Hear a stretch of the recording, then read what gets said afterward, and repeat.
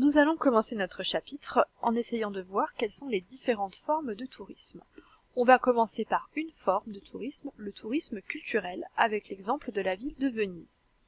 Venise, c'est une ville qui se situe en Italie, le long de la mer Adriatique, et qui a pour particularité d'être construite sur une lagune. Une lagune, c'est une étendue d'eau qui est peu profonde et qui est reliée par la mer par un cordon. Vous voyez que cette lagune, elle forme un cordon qui relie la ville ici à la mer. Venise, c'est donc une ville qui est construite sur l'eau, qui a une partie principale ici et plein d'îles tout autour. Et cette ville, elle est traversée par des canaux. Donc pour se déplacer, le moyen de transport qui a été privilégié, c'est la gondole ou encore le bateau. Venise, c'est d'abord une ville qui est attractive, qui attire les gens, à la fois pour sa riche histoire et son riche patrimoine. Venise, c'est un musée à ciel ouvert. Parmi les monuments les plus prestigieux, vous avez là la place Saint-Marc avec le campanile, la basilique Saint-Marc, qui est le saint patron de la ville, ou encore le palais des Doges. La particularité de tous ces monuments, c'est qu'ils sont construits sur pilotis. Leurs fondations, ce sont en fait des poteaux en bois qui sont sous l'eau, dans le canal. Lorsque les touristes viennent à Venise, ils viennent pour se déplacer sur ces canaux. Ils vont donc utiliser des gondoles. On y découvre des ponts, comme ici le très célèbre pont des Soupirs, et on y vient également pour découvrir le patrimoine artistique. Ici, le très célèbre cristal de Murano qui a fait la réputation de Venise. On vient également découvrir la gastronomie de Venise, qui est principalement centrée sur les produits de la mer.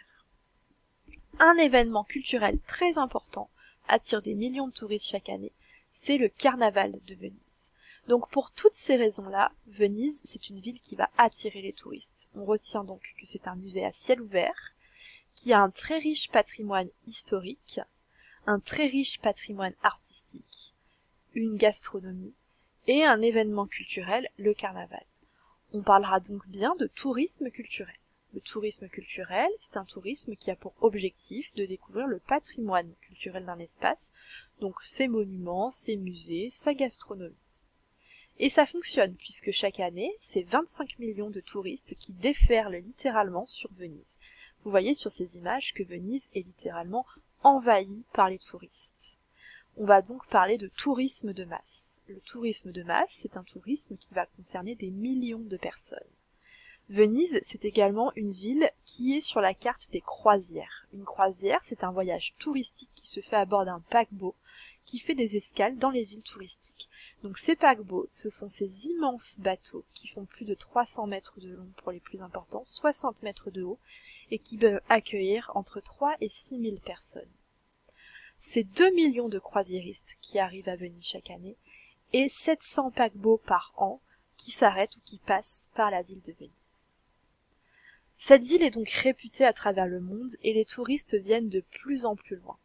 Alors on a les continents très célèbres comme l'Europe, les États-Unis, qui viennent à Venise, mais plus récemment on a maintenant les Russes, les Chinois, les Indiens, les habitants des Émirats Arabes Unis, qui viennent également visiter Venise, et donc on met en place des vols directs depuis New York, Atlanta, Los Angeles, Shanghai, pour relier Venise à ces villes à travers le monde.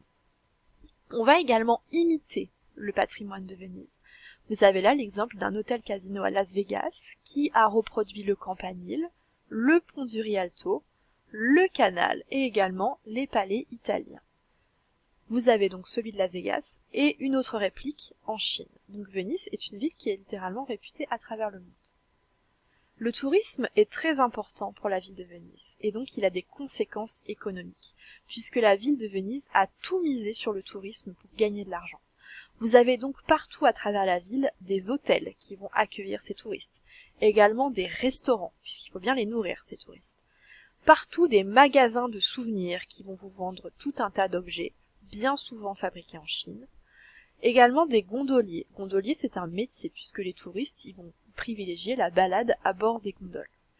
On vient également découvrir les musées, on va donc payer les entrées des musées, et nous avons besoin pour découvrir tout ça de guides touristiques. Donc le tourisme, c'est vraiment ce qui va rapporter le plus d'argent à la ville de Venise et c'est également le principal secteur pour l'emploi. Donc ça rapporte 1,5 milliard d'euros par an, c'est la principale source de revenus pour la ville et c'est le principal secteur pour l'emploi. Il y a également des conséquences importantes pour la société et pour les Vénitiens. D'abord, les palais. Donc Venise, c'est une ville qui a des centaines de palais, mais qui a également besoin de beaucoup d'argent. Elle va donc vendre ses palais, vendre son patrimoine. Et souvent, ces palais, ils vont être transformés en hôtels de luxe. Le problème pour les habitants de Venise, c'est qu'il y a de moins en moins de place pour les commerces de proximité. Souvent, les boulangeries, les magasins, les marchands de fruits, de légumes, etc. vont fermer, car ça ne leur rapporte pas assez d'argent, et à la place, on va installer des boutiques de souvenirs. Donc les Vénitiens, ils ont de plus en plus de mal à vivre et à trouver ce qu'on appelle des commerces de proximité. Il y a donc des conflits de plus en plus importants entre les Vénitiens et les touristes. Et ces Vénitiens, ils manifestent régulièrement leur mécontentement face à l'arrivée massive de touristes. Ils refusent également l'arrivée des bateaux de croisière qui viennent détruire la ville de Venise. Et donc il y a de grandes manifestations des habitants face à ce tourisme de masse. Les Vénitiens rejettent le tourisme de masse. Et la conséquence la plus importante pour la société, c'est la baisse du nombre d'habitants.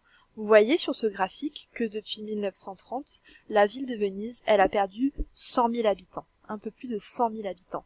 Et donc ces Vénitiens, ils quittent la ville, puisque les logements sont beaucoup trop chers pour qu'ils puissent y rester. Le coût de la vie, il est très élevé, c'est très compliqué d'y vivre, et en plus il y a de moins en moins d'emplois, puisque le principal secteur qui recrute, c'est le tourisme. Et donc en 2014, on comptait 56 000 Vénitiens à Venise, et ce chiffre a encore baissé depuis. On va donc ici parler de conflit d'usage. Un conflit d'usage, c'est une rivalité entre groupes de personnes pour l'utilisation d'un espace. Et vous voyez ici qu'il y a une rivalité très importante entre les Vénitiens et les touristes pour vivre et pour visiter Venise. Le tourisme a également des conséquences très importantes sur le territoire et sur l'environnement. Ces grands paquebots de croisière qui déferlent sur la ville de Venise vont détruire la lagune, puisqu'en fait ils forment des vagues qui viennent accélérer l'infiltration des eaux dans les briques et qui donc vont fragiliser les constructions. Pour accueillir ces grands paquebots de croisière, la ville de Venise a fait construire un grand terminal, un grand port. Vous le voyez, il est ici. Vous pouvez voir qu'il y a 6 bateaux qui sont amarrés. Et donc pour construire ce port, il a fallu creuser dans la lagune. On l'a donc fragilisé. Et on a également fragilisé toutes les constructions sur pilotis de la ville de Venise. Ces touristes, je vous rappelle le chiffre 25 millions par an, évidemment ils polluent. Et donc vous pouvez voir que ces canaux, ils sont jonchés de détritus. On retient donc les conséquences très importantes, c'est la destruction de la lagune. En plus de ça, la lagune, il y a un écosystème bien spécifique qui est totalement détruit par l'arrivée de ces paquebots. La fragilisation des fondations sur pilotis et également la pollution liée aux touristes. Venise a récemment été victime de ce qu'on appelle l'aqua alta. C'est une grande inondation, c'est l'eau qui est montée très très haut. Alors, c'est quelque chose qui se produit assez régulièrement, tous les ans, en raison des marées. Et en fait, la lagune, elle protège normalement la ville de Venise de ces marées. Elle évite que l'eau monte trop haut. Sauf que comme la lagune a été fragilisée, elle ne protège plus de la montée des eaux. Et donc régulièrement, la ville de Venise est totalement inondée. Et c'est ce qui s'est passé en novembre 2019. C'est la plus importante de l'histoire. Et en fait, maintenant, les habitants ne peuvent plus vivre au rez-de-chaussée de leur habitation. Ils ont été obligés de quitter les rez-de-chaussée pour aller vivre dans les étages. On a dû construire de nouvelles passerelles, et donc ça fragilise encore un peu plus la ville de Venise, puisqu'en fait la ville s'enfonce de plusieurs centimètres sous les eaux. Et les habitants de Venise lancent littéralement un appel au secours, puisqu'ils sont écrasés par ce tourisme, et donc se posent la question du tourisme, est-ce qu'il est en train de tuer Venise? Et donc la ville essaye tout de même de prendre des mesures pour limiter l'afflux des touristes. Donc certaines rues sont interdites aux touristes pour que les Vénitiens puissent continuer à y vivre.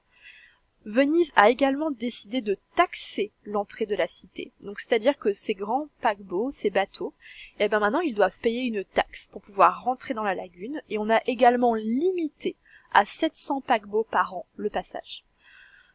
La ville de Venise a également lancé un appel à l'aide à l'UNESCO pour que la ville soit placée sur la liste des cités en péril, ce qui permettrait de mettre en place des lois bien spécifiques pour la protéger. Et Venise s'est même équipée de portiques pour limiter l'afflux de touristes, c'est-à-dire que lorsqu'il y a trop de monde, on va fermer des accès. Le maire de la ville a également fait publier un texte qui doit rappeler aux touristes le bon comportement à adopter pour visiter la ville dans de bonnes conditions. Des images récentes de la ville de Venise durant le confinement lié au virus Covid-19 nous montrent que le tourisme était vraiment en train de tuer cette ville, puisque vous pouvez voir des images avant le confinement et après. Et en fait, en quelques semaines, les canaux se sont nettoyés, l'eau est redevenue claire, des bancs de poissons ont refait leur apparition, puisque normalement on ne les voit pas tellement l'eau elle est trouble, et donc vous pouvez voir ici que l'eau des canaux est totalement translucide. Donc pour répondre à la question est-ce que le tourisme est-il en train de tuer Venise, vous pouvez voir sur ces images que oui, le tourisme est en train de tuer Venise.